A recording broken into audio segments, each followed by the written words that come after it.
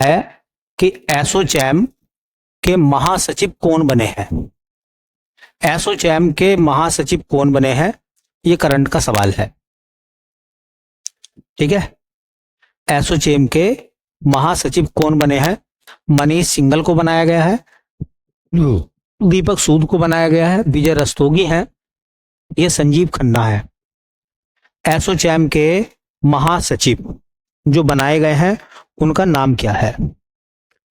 तो अभी बनाए गए हैं वो, तो उनका नाम है मनीष सिंघल। अब सवाल जो है ना वो ये नहीं है कि मनीष सिंघल से सवाल पूछा गया है, 2-3 बार एक क्वेश्चन देखा गया है, उसमें पूछा गया है कि एसोचैम जो हम लिखते हैं ना उसका पूरा नाम क्या है, और ये है क्या। एसोचैम जिसको हम बोलते हैं ये है क्या, इसका नाम क्या है। तो यहां से सवाल बनता है, देखो ऐसे लिखा जाता है ASSOCHAM,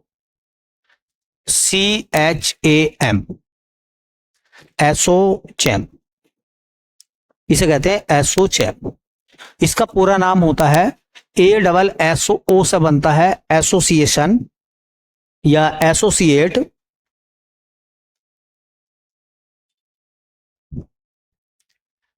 associated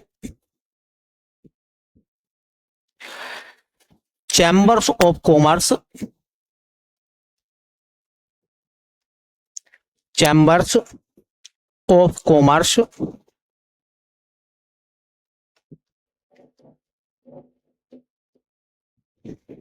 commerce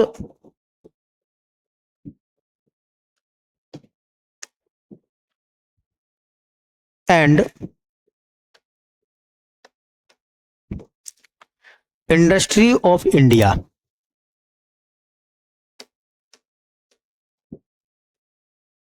industry of India.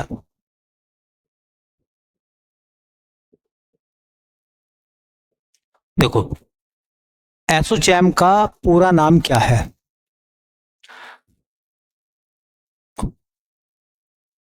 हाँ, associated chambers of commerce and industry of India.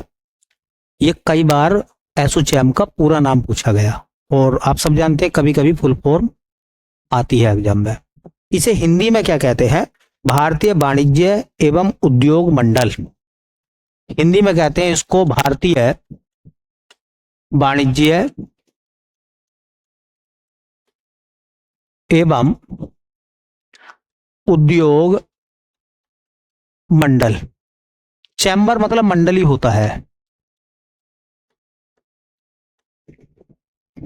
ये जरूर अच्छे से याद रखें, सबसे ज्यादा याद रखें इसकी फुल फॉर्म को, associated chambers of commerce and industry of India. Associated chambers of commerce and industry of India, भारतीय वाणिज्य एवं उद्योग मंडल। अब सवाल यह है कि इसकी स्थापना कब हुई थी। एसोचैम की स्थापना हुई थी 1920 में।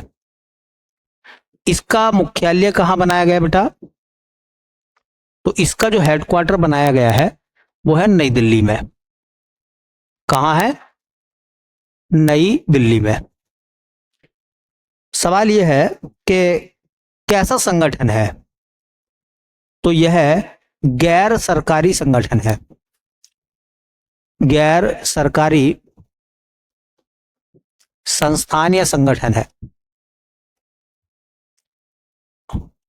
और इससे एक सवाल पूछा जाता है, भारत में वाणिज्य और उद्योग का सबसे बड़ा चैम्बर यही है, तो यह वाणिज्य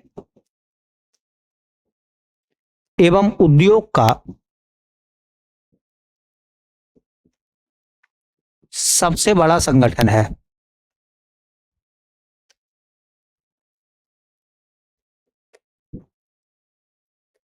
एसोचैम। इसका पता काम क्या होता है, चूंकि संगठन है तो अगर कोई भी वाणिज्य मतलब कॉमर्स की बात आती है या कोई भी इंडस्ट्री है, ये इनका सबसे बड़ा चैम्बर है, तो इंडस्ट्री की तरफ से सरकारों से बातचीत करने का काम होता है इनका।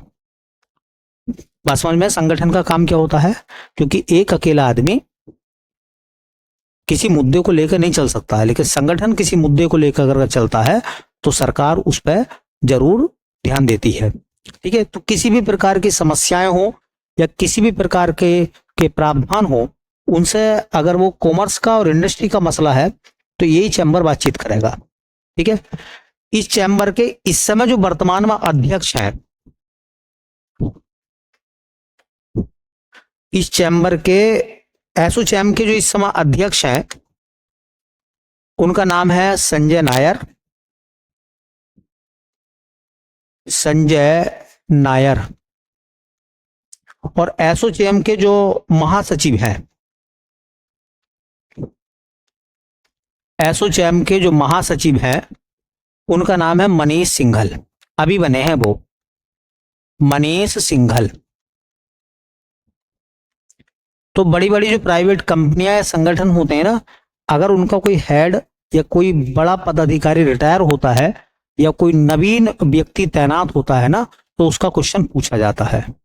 तो आगे याद रखना, करंट में बहुत अच्छा सवाल बनेगा। सबसे ज्यादा सवाल बनेगा इस बात को लेकर, एसोचैम का पूरा नाम associated chambers of commerce and industry of India. ठीक है, मुख्यालय नई दिल्ली में है। 1920 में संगठन बना था। ये व्यापार और उद्योग मंडल का सबसे बड़ा संगठन है। प्राइवेट है, क्योंकि जितने भी इंडस्ट्री के लोग हैं या कॉमर्स से जुड़े हुए लोग हैं वो इस संगठन के मेंबर होते हैं। ठीक है, और इसके अध्यक्ष इस समय संजय नायर हैं और मनीष सिंघल जो है इसके महासचिव अभी बनाए गए हैं फिलहाल में। ठीक है, चलिए दूसरे सवाल की तरफ चलें। तो दूसरा सवाल क्या है, उससे जुड़े हुए सवाल भी एग्जामिनर आपसे मालूम कर सकता है। इस टाइप के सवाल कह रहे हैं, UIDAI उड़ाई के CEO कौन बनाए गए हैं? तो कौन बनाए गए हैं भाई? उड़ाई के CEO सौरभ गर्ग हैं, अमित कुमार हैं, भुवनेश्वर मनीष सिंघवी है, और डी ऑप्शन है, चलिए 3 ही ऑप्शन है इसमें भाई, उड़ाई के CEO कौन बनाए गए हैं, उनका नाम क्या है? ठीक है, तो उनका जो सही नाम है, उड़ाई के जो CEO बने हैं, हाँ जी, उनका बेटा नाम है, देखिए उनका नाम है भुवनेश्वर कुमार। ये चौथा ऑप्शन लिख दिया इस तरह से, चौथा ऑप्शन ये होगा मनीष सिंघवी। तो ये खत्म कर दो। भुवनेश्वर कुमार को जो है, ये भुवनेश्वर कुमार कोई क्रिकेटर नहीं है, मैं आपको बता दूं। भुवनेश्वर कुमार इनका जो रियल नाम है ना, ये टाइपिंग मिस्टेक हो गई है थोड़ी सी, इनका नाम है भुवनेश कुमार।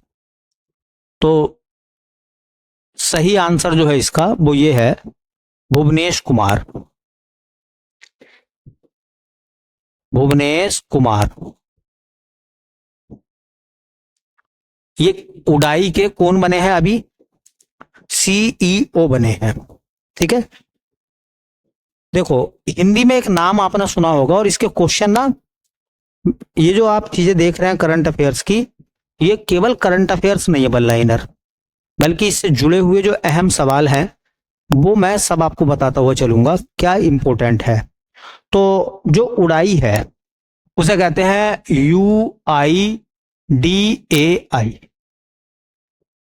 इसकी फुल फॉर्म कई बार आई है, कई बार उड़ाई का पूरा नाम पूछा गया है। उड़ाई की फुल फॉर्म होती है यूनिक आइडेंटिफिकेशन। यू से बनेगा unique identification,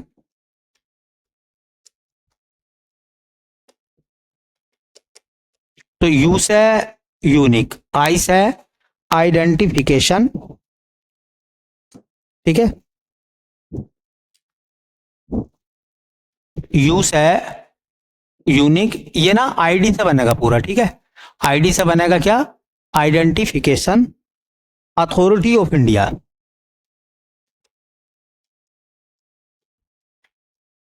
authority of India, ये ना थोड़ा ध्यान रखना। यू से बनेगा क्या इसमें? यूनिक। आईडी से बनेगा आइडेंटिफिकेशन, आई डी मिलाकर, आई और डी मिलाकर आइडेंटिफिकेशन, ठीक है। ए से बनेगा अथॉरिटी मतलब प्राधिकरण, ऑफ इंडिया मतलब भारत। तो इसको कहते हैं हम, इसको कहते हैं हाँ भारतीय विशिष्ट पहचान प्राधिकरण।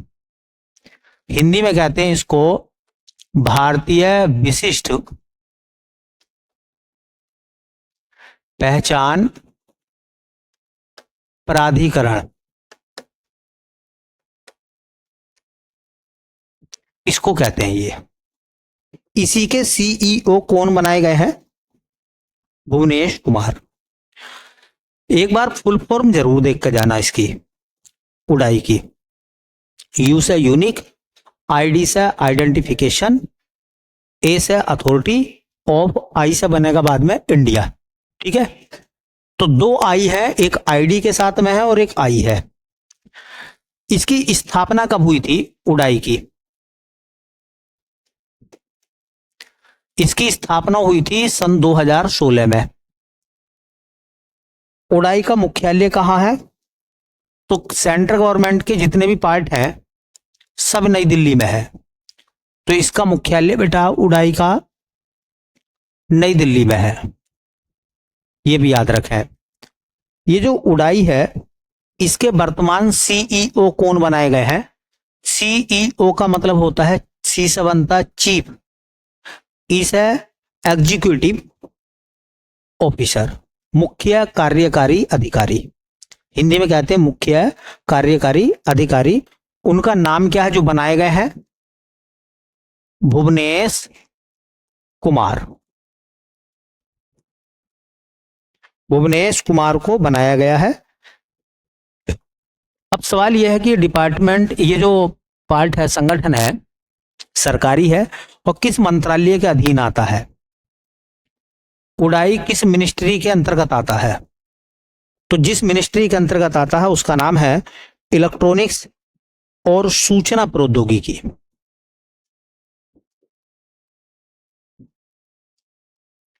इलेक्ट्रॉनिक्स एवं सूचना प्रौद्योगिकी।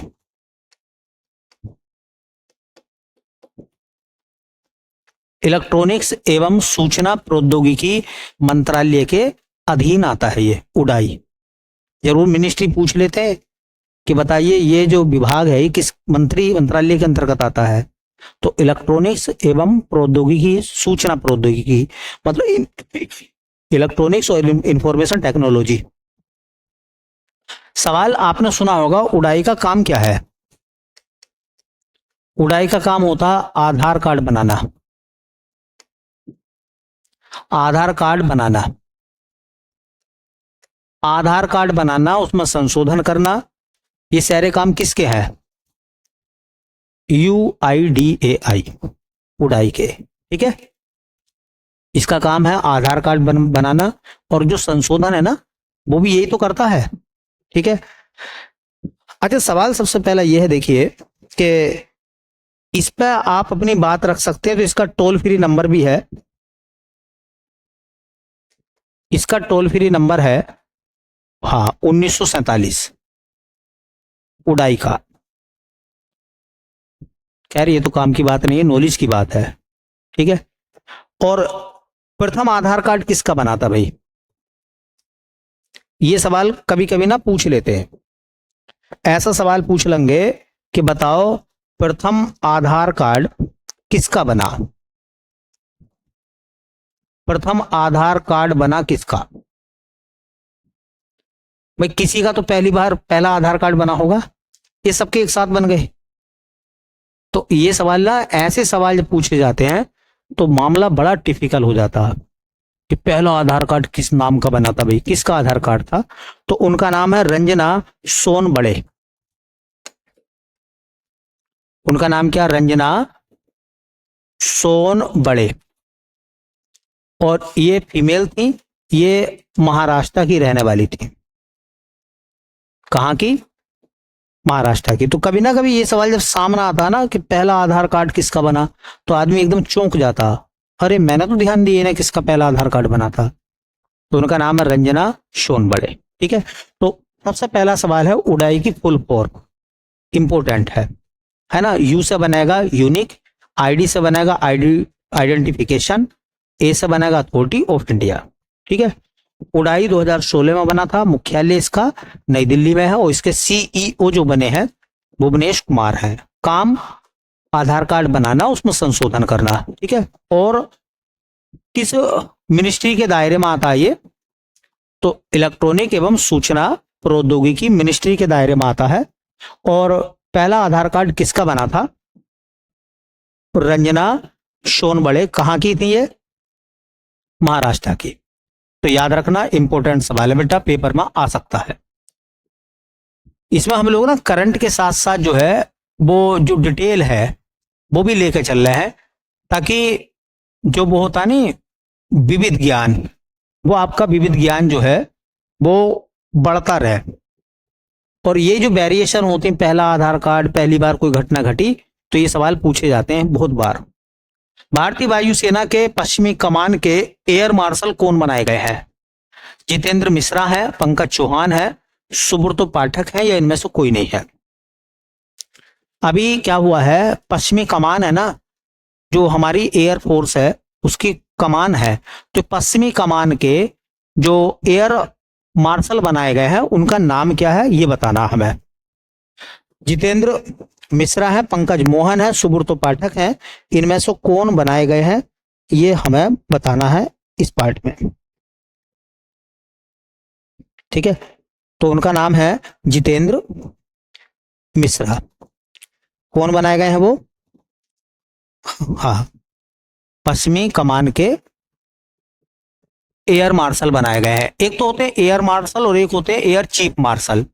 चीफ मार्शल जो होते हैं ना वो वायुसेना अध्यक्ष कहलाते हैं। तो कुछ जानकारी जो वायुसेना के संबंध में बार बार पूछी जाती है उसको आप थोड़ा सा देख लें। ठीक है, देखिए जो हमारी वायुसेना है इसी को हम एयर फोर्स कहते हैं।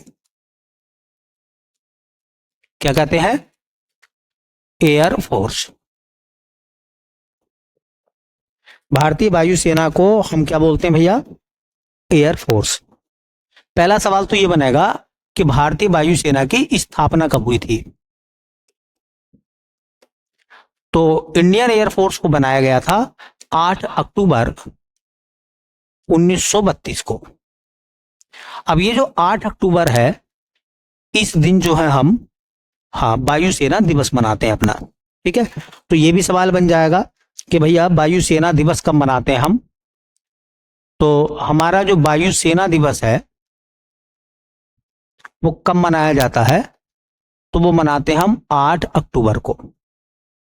हर साल 8 अक्टूबर को कौन सा दिवस मनाते हैं हम, भारतीय वायुसेना दिवस। अब हम कहते हैं इंडियन एयरफोर्स। इसके जब चूंकि 1932 में तो अंग्रेज थे, तो अंग्रेजों ने बनाया होगा इसको।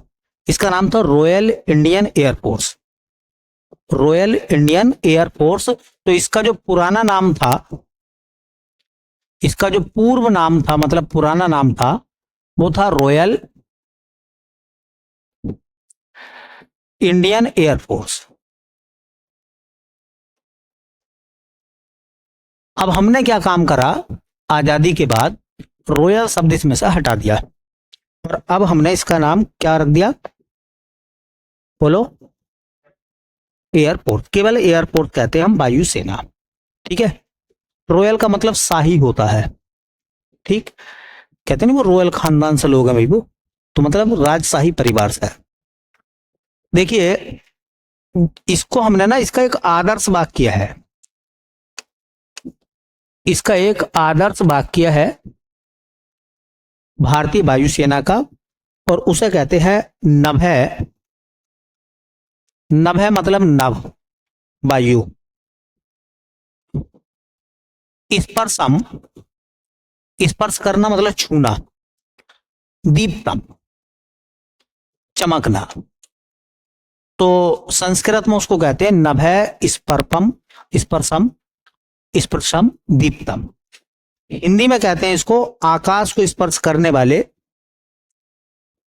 हिंदी में इसको कहते हैं बेटा आकाश को स्पर्श करने वाले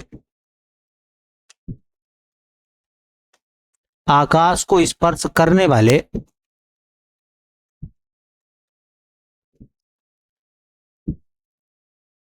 दे दीप्यमान, दे दीप्यमान। एक बार ना पेपर हुआ था पुलिस का, तो उसमें ये पूछा गया था कि इंडियन एयरफोर्स का आदर्श वाक्य बताइए क्या है, और वो संस्कृत में ही आया था, नभः स्पर्शम दीप्तम। नभः मतलब नभ में, स्पर्शम मतलब छू रहे हैं, दीप्तम मतलब चमकने वाले चिराग। तो हम कह सकते हैं कि आकाश को स्पर्श करने वाले ये चिराग हैं, हाँ, दे दीप्यमान है ये। अब सवाल आता है कि जो भारतीय वायुसेना है उसका सर्वोच्च पद कौन सा होता है। भारतीय वायुसेना का सर्वोच्च पद, तो सुनो, हिंदी में तो उसको हम कहते हैं वायुसेना अध्यक्ष। क्या कहते हैं? वायुसेना अध्यक्ष। लेकिन अगर उसी शब्द को हम अंग्रेजी में बोलेंगे तो उसको कहते हैं air chief marshal. Air chief marshal. और बाकी जो होते हैं ना उन्हें कहते हैं एयर मार्शल। इनसे छोटे कौन होते हैं? Air marshal. इनको क्या कहते हैं हम? Air chief marshal. क्या कहते हैं? Air chief marshal. ठीक है, क्या कहते हैं उनको? एयर चीफ मार्शल बोलते हैं हम इनको। इस समय एयर चीफ मार्शल कौन है? अभी 2024 के दिसंबर के महीने में नए बने हैं एयर चीफ मार्शल। सवाल आ सकता है ये भी कि एयर चीफ मार्शल कौन बनाए गए हैं, तो उनका नाम जरूर याद रखें। वर्तमान में एयर चीफ मार्शल कौन है इस समय, तो मैं नाम उनका लिख रहा हूं पीछे ब्रैकेट में। उनका नाम है अमरप्रीत सिंह। अमरप्रीत सिंह। भारतीय वायुसेना के हेड कौन है इस समय? और ये करंट का ही सवाल है ये वाला भी। अमरप्रीत सिंह। अमरप्रीत सिंह को जो है एयर चीफ मार्शल बनाया गया है। तो इस समय जो हमारे एयर चीफ मार्शल हैं या वायुसेना अध्यक्ष हैं, उनका नाम क्या है? Amarpreet Singh, air chief marshal हमारे। अब सवाल यह आता है कि जो भारतीय वायुसेना है उसके संबंध में दो चार बातें और आप देखिए जो इंपॉर्टेंट है। इंपॉर्टेंट सवाल ये बन जाएगा कि भारतीय वायुसेना का मुख्यालय कहां है। तो सब बच्चों को पता है कि जितनी भी सेनाएं हैं हमारी, तीन ही सेनाएं तो हैं, क्यों भाई? जल, थल और वायु। और तीनों का मुख्यालय कहां है? वो है नई दिल्ली में। ठीक है, ये भी याद रखें। एक क्वेश्चन पूछा जाता है कि भारतीय वायुसेना के पिता किसको भारतीय वायुसेना का जनक या पिता कहा जाता है, तो उनका नाम है सुब्रतो मुखर्जी। भारतीय वायुसेना के जनक या पिता, भारतीय वायुसेना के जनक या पिता, उनका नाम है सुब्रतो मुखर्जी। सुब्रतो मुखर्जी। ठीक है। अब सवाल ये पूछा जाएगा कि भारतीय वायुसेना की कितनी कमान है, ये भी सवाल बनता है। तो भारतीय वायुसेना की बात चल रही है, एयरफोर्स की, तो 7 कमान है भारतीय वायुसेना या वायुसेना की कमान। अच्छा, कमान जो है ना वो तद्भव तद्भव है। कभी कभी ना कमांड कह देते हैं, तो कमांड या कमान एक ही बात है। ठीक है, तो कितनी कमानों में बटी हुई है भारतीय वायुसेना? 7। अब जो 7 कमांड है ना, उनके नाम कहां कहां है और उनके हेडक्वार्टर कहां है। जैसा मान लो मैं आपसे पूछूंगा कि पूर्वी कमांड कहां है, भारतीय वायुसेना की पूर्वी कमांड कहां है। अब कमांड कह दो या कमान कह दो एक ही बात है। तो पूर्वी कमान का मुख्यालय कहां है? शिलोंग में। कहां है ये याद रखना आपको। ऐसी सवाल पूछा जाएगा कि पश्चिमी कमांड का मुख्यालय कहां है। भारतीय वायुसेना की पश्चिमी कमांड का मुख्यालय कहां है, तो वो आता है बेटा दिल्ली में। इंडियन एयरफोर्स की दक्षिणी कमांड का मुख्यालय दक्षिणी कमांड का मुख्यालय है तिरुअनंतपुरम। तिरुअनंतपुरम। भारतीय वायुसेना की केंद्रीय कमांड का मुख्यालय कहां है? केंद्रीय कमांड जो सेंट्रल कमांड है वो है प्रयागराज में। भारतीय वायुसेना की दक्षिणी पश्चिमी कमांड, दक्षिणी पश्चिमी कमांड का मुख्यालय कहां है? तो गांधीनगर। देखिए जो भारतीय वायुसेना है, हाँ, उसकी एक मेंटेनेंस कमांड है, मेंटेनेंस कमांड, और मेंटेनेंस कमांड का जो मुख्यालय है वो आता है नागपुर। और सातवीं कमांड को हम कहते हैं, सातवीं कमांड को कहते हैं ट्रेनिंग कमांड। ट्रेनिंग कमांड, और ट्रेनिंग कमांड का जो मुख्यालय है वो आता बेटा बंगलुरु में। बंगलुरु। तो इसका मतलब ये नहीं है कि आप लोग जो है करंट अफेयर्स ही पढ़ रहे हैं, करंट अफेयर्स विद डिटेल पढ़ रहे हैं आप, जो वनडे एग्जाम के लिए बहुत ज्यादा हेल्पफुल होगी आपके लिए। ठीक है। वायुसेना का मुख्यालय नई दिल्ली में है। भारतीय वायुसेना के पिता के रूप में जाना जाता है सुब्रतो मुखर्जी को। कितनी कमांड है? 7। पूर्वी कमांड शिलोंग में, पश्चिमी कमांड दिल्ली में, दक्षिणी कमांड तिरुवनंतपुरम में, सेंट्रल कमांड प्रयागराज में, दक्षिणी पश्चिमी कमांड गांधीनगर में, मेंटेनेंस कमांड नागपुर में, और ट्रेनिंग कमांड बंगलुरु में। ठीक है। ऐसी थल सेना की कमांड अपनी अलग है, ऐसी जल सेना की कमांड अपनी अलग है। तो कभी कभी फोर्स लाइन में जब हम पेपर देते हैं ना, तो कमांड का भी सवाल आ जाता है, जैसे SSC-GD की तैयारी कोई करे, वरना सेनाओं के बारे में देश के आम नागरिक को भी जानकारी होनी चाहिए अपनी सेना के बारे में। ठीक है। चलिए अब हम बात करते हैं अगले सवाल की तरफ। सवाल यह है कि भारत में सर्वाधिक कॉफी का उत्पादन कौन सा राज्य करता है? भारत में सबसे ज्यादा कॉफी का उत्पादन कौन सा राज्य करता है? कर्नाटक, केरल, तमिलनाडु या उड़ीसा? भारत में सबसे ज्यादा कॉफी का उत्पादन कौन सा राज्य करता है? ठीक है। तो सही आंसर तो आपको पता है, भारत में सबसे ज्यादा कॉफी का उत्पादन कौन सा करता भाई? कर्नाटक। कर्नाटक के बाद में केरल है, और केरल के बाद में तमिलनाडु है। तो ये पहले नंबर पर है, ये दूसरे नंबर पर है, और ये तीसरे नंबर पर है। लेकिन इससे जुड़े हुए कुछ सवाल पेपर में पूछे जाते हैं, उनका थोड़ा सा ख्याल रखना। भाई ये करंट की जानकारी तो आपको मिल गई कि भारत में अभी 2024 के दौरान सबसे ज्यादा कॉफी का उत्पादन किसने करा? तो कर्नाटक ने।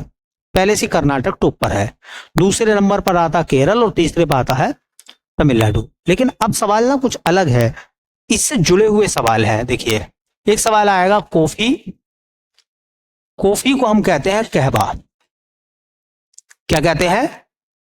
कॉफी को कहवा भी कहा जाता है। अब मेन सवाल ये बनेगा, जिस प्रकार से कॉफी जो है चाय जो है पत्ती से प्राप्त होती है, तो कॉफी किससे प्राप्त होती है? बीज से। तो देखिए कॉफी प्राप्त होती है, कॉफी प्राप्त होती है किससे प्राप्त होती भैया? तो बीज से, बीज से प्राप्त होती है कॉफी। दूसरा सवाल बड़ा अच्छा पूछा जाएगा, कॉफी में एक एल्केलॉइड पाया जाता है, जैसे चाय में थीन होता है, तो कॉफी में कौन सा एल्केलॉइड पाया जाता है? कॉफी में पाया जाने वाला एल्केलॉइड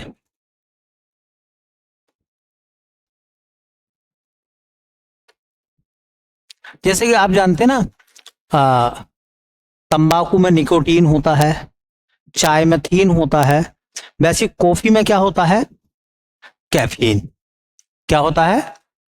कैफीन। इस कैफीन के अंदर एक एंजाइम होता है। क्या होता है? इससे ना एक एंजाइम जो है, हाँ, होता है कॉफी में। उस एंजाइम का नाम है अल्फा एमिलेज। बहुत सुंदर सवाल बता रही हूँ आपको। अल्फा एमिलेज क्या है भैया? Alpha amylase. ये अल्फा एमिलेज क्या है? कॉफी में पाया जाने वाला एक एंजाइम है। और ये एंजाइम पता क्या करता है? ये एंजाइम स्ट्रेस को कम करता है। स्ट्रेस जानते हैं ना, तनाव। तो ये एंजाइम क्या काम करता है? तो अल्फा एमिलेज का काम होता है तनाव को कम करना। तनाव को कम करना। तनाव मतलब टेंशन। तो तुमने देखा होगा बहुत सारे लोग जो होते हैं वो कॉफी पीते हैं, और आपने ये भी सुना होगा कि कॉफी जो होती है ना, वो बीपी को बढ़ाने का काम करती है। बोलो। जैसे किसी व्यक्ति का बीपी लो रहता हो तो डॉक्टर उसे सलाह देते हैं कॉफी पीने की। कॉफी में ऐसा क्या है जो बीपी को बढ़ा देती है? वो जब स्ट्रेस आपके ऊपर का घटेगा तो फिर जो ब्लड प्रेशर है वो तो नॉर्मल होगा ना। फिर तो जो पहले कम चल लिया था ब्लड प्रेशर, कॉफी पीने से वो कैसा हो जाएगा? बढ़ जाएगा।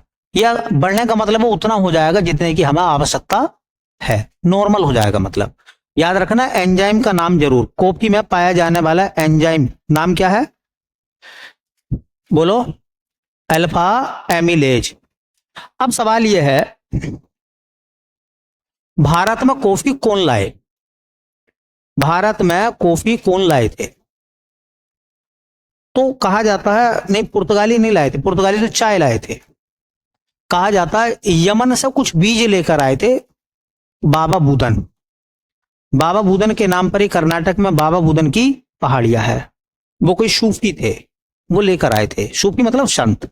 ठीक है, तो याद रखें भारत में कॉफी लाए।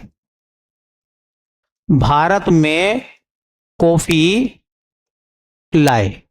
अगर सवाल आया कि भारत में कॉफी कौन लाए थे, तो बाबा बुदन। बाबा बुदन। कहां से? यमन से। यमन से लाए थे बाबा बुदन कॉफी को। अब ध्यान से सुनो, विश्व में कॉफी का सर्वाधिक उत्पादन कहां होता है? बोलो।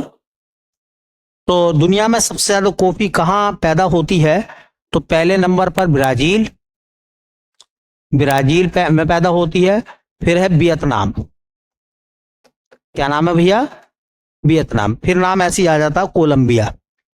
तो ब्राजील याद रखो, एक ही याद रख लो, बहुत आपके लिए। आपने नाम सुना होगा कि ब्राजील में कॉफी के बागानों को क्या कहते हैं?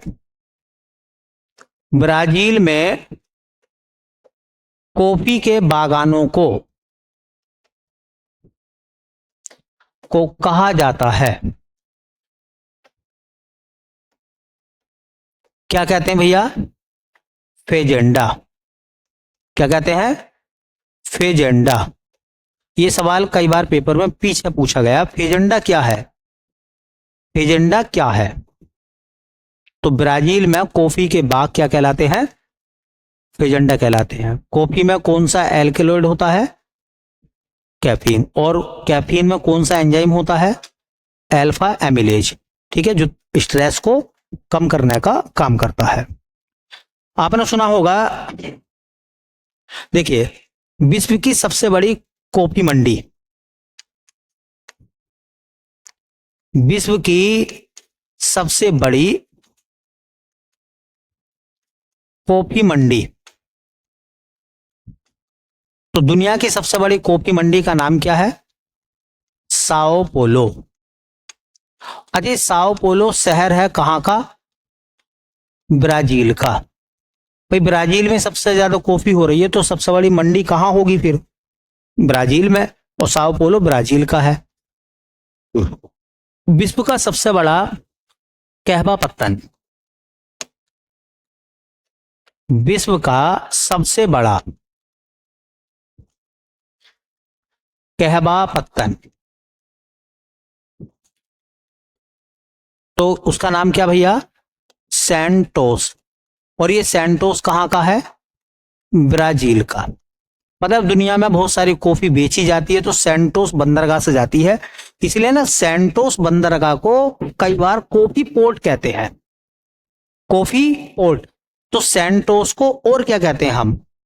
कॉफी पोर्ट, कॉफी का बंदरगाह, इसी को बोलते हैं हम कॉफी पोर्ट। कॉफी पोर्ट कहते हैं किसको? सैंटोस को। याद रखेंगे नाम। अब सवाल आता है, थोड़ा भारत की तरफ चलते हैं और ये देखते हैं भारत के मामले में, इसी सवाल को जोड़ते हुए, भारत में सर्वाधिक कॉफी का उत्पादन, भारत में सर्वाधिक कॉफी का उत्पादन,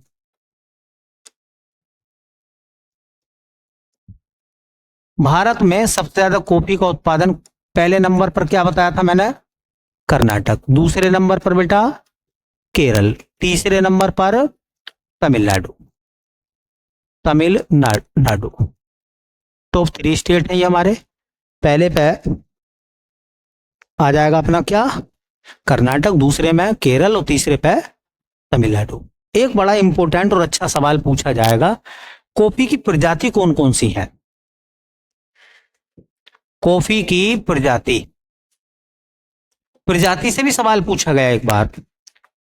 कॉफी की प्रजातियां कौन कौन सी हैं? तो एक को कहते हैं अरेबिका, अरेबिका। एक को हम बोलते हैं, दूसरे का नाम है रोबस्टा,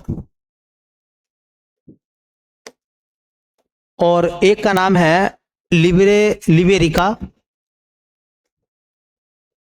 लिबेरिका। और बेटा एक का नाम आता है, उसको कहते हैं एक्सेलसा। लेकिन एक चीज जरूर याद रखें, ये अरेबिका और रोबस्टा जो है ये हमारे यहां होती है। भारत में, इंडिया में कौन कौन सी किस्में उगती हैं कॉफी की? तो अरेबिका और रोबस्टा ये इंडिया में होती है, ये वाली कॉफी। और कॉफी का अंतिम सवाल जो कई एग्जामों में पूछा गया वो है, देखिए, कॉफी अनुसंधान संस्थान, याद है आपको? कॉफी अनुसंधान, कॉफी अनुसंधान संस्थान पता होगा आपको, चिकमंगलूर, चिकमंगलूर। और चिकमंगलूर कहां का बेटा? कर्नाटक का। ये भी सवाल पूछा गया है। तो मैंने ये तो आपको बताया कि करंट के आंकड़े क्या है। इसके अलावा भी मैंने आपको वो जानकारी दी है जो आपको जरूरत होगी विविध एग्जामों में कॉफी के संबंध में, ठीक है? तो जरूर याद रखें, भारत में सर्वाधिक कॉफी का उत्पादन कर्नाटक में, फिर केरल में, फिर तमिलनाडु में। कॉफी की अरेबिका, रोबस्टा सबसे ज्यादा होती है हमारे यहाँ, ठीक है? और कॉफी अनुसंधान संस्थान कहाँ है? चिकमंगलूर में। और चिकमंगलूर कहाँ का भैया? कर्नाटक का, ठीक है? तो करंट के आंकड़े भी हो गए, और कॉफी से जुड़ी हुई जो सवाल या जो इंपोर्टेंट जानकारियां हैं जो वनडे एग्जाम में काम आती है वो सब आपके पास में अवेलेबल हो गई है, ठीक? चलिए एक सवाल और देखते हैं। अगला सवाल ये कह रहा है कि देखिए, भारत और किस देश की सेना के बीच सूर्य किरण सैन्य अभ्यास का आयोजन किया गया है? भारत और किस देश की सेना के बीच में सूर्य किरण अभ्यास हुआ है? नेपाल, भूटान, म्यांमार या अमेरिका? सब बच्चों को पता होगा इसका, ठीक है? हर साल होता है इसका आयोजन। देखिए इसका नाम है सूर्य किरण, सूर्य किरण युद्ध अभ्यास। सूर्य किरण युद्ध अभ्यास अभी हुआ है 2024-25 में, 2024-25 में, मतलब दिसंबर में शुरू हुआ है, जनवरी में खत्म हुआ है, तो 24-25 में इस वजह से कह रहा हूं। ठीक है, अब सवाल यह है कि ये द्विपक्षीय है। द्विपक्षीय का मतलब दो देशों के बीच में, हर साल होता है। पिछली बार हमारे यहाँ हुआ था पिथौरागढ़ में। ठीक है, पिछली बार सूर्यग्रहण पिथौरागढ़ में हुआ था, अब की बार कहाँ हुआ है, तो नेपाल में हुआ है। ठीक है, तो एक साल हमारे यहाँ और एक साल नेपाल में होता है। तो किन किन देशों के बीच में होता है, तो एक हो गया हमारा देश भारत और दूसरा देश हो गया नेपाल। भारत और नेपाल की सेनाओं के बीच में होता है सूर्य किरण युद्ध अभ्यास। ये इसका कौन सा संस्करण था, संस्करण नंबर कौन सा था ये सूर्य किरण अभ्यास का, तो ये था 18वां। अच्छा, ये कहां पर हुआ है, स्थान कहां है इसका, तो ये हुआ है साल झांडी में, साल झांडी।